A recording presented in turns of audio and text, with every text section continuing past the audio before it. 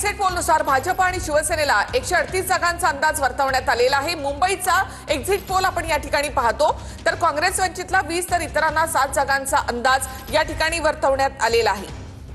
तर जनमतच्या एक्झिट पोलनुसार भाजप शिवसेनेला 138 जागांचा अंदाज वर्तवण्यात आलेला आहे।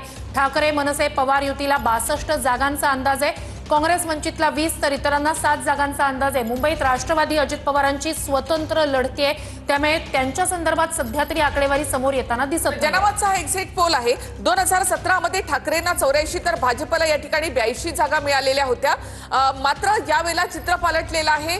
मुंबईमध्ये भाजप आणि शिंदेची शिवसेना एकत्र लढतायत, त्यांना 138 जागांचा अंदाज म्हणजे पूर्ण बहुमत या ठिकाणी मिळताना पाहायला मिळतं। 138 मध्ये आता भाजपच्या किती आणि शिंदेच्या शिवसेनेच्या किती याचा देखील उत्सुकता असणार आहे।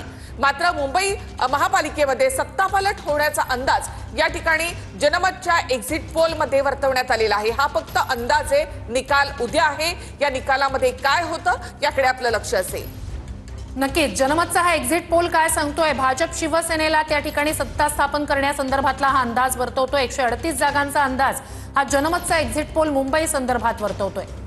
तर काँग्रेस वंचितला 20 जागांचा आणि इतरांना 7 जागांचा अंदाज जनमतचा एक्झिट पोल वर्तवतोय।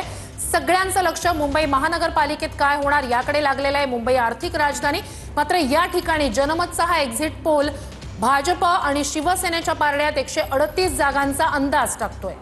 मुंबईमध्ये मराठी माणसाची अस्मिता, मुंबई कोणाची हे भावनिक मुद्दे ठाकरेंच्या सोबत होते, तर विकासाचा मुद्दा घेऊन भाजप या निवडणुकीच्या रिंगणामध्ये उतरलेली होती। तर यामध्ये जनमतच्या या कौलानुसार किंवा त्यांच्या अंदाजानुसार आपण इथे पाहतो की भाजप शिवसेनेला 138 जागांचा अंदाज या ठिकाणी वर्तवण्यात आलेला होता। अर्थात भाजप आणि शिंदेच्या शिवसेनेकडनं 150+ नारा या ठिकाणी देण्यात आलेला होता। तर ठाकरेंच्या शिवसेनेचे नेते सचिन अहिर आपल्या सोबत या ठिकाणी जोडले गेलेले आहेत। सचिन जी, स्वागत तुमचं।